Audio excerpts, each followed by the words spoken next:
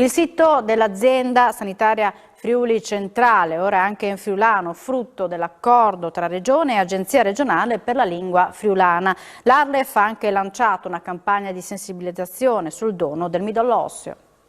Presidente, iniziativa importante dell'Arlef insieme alla Regione, da una parte il nuovo sito dell'azienda sanitaria in friulano e dall'altra un invito al dono.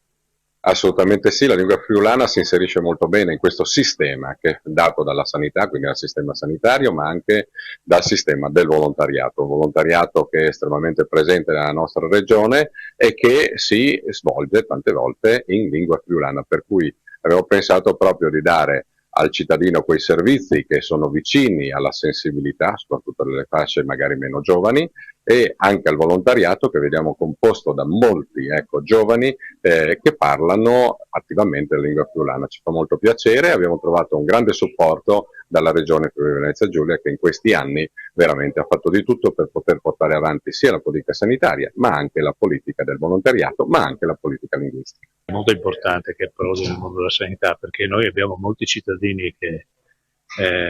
parlano, discutono, vivono con il friulano, quindi raccontare le cose anche in madrelingua consente di raggiungere più persone e consentire a loro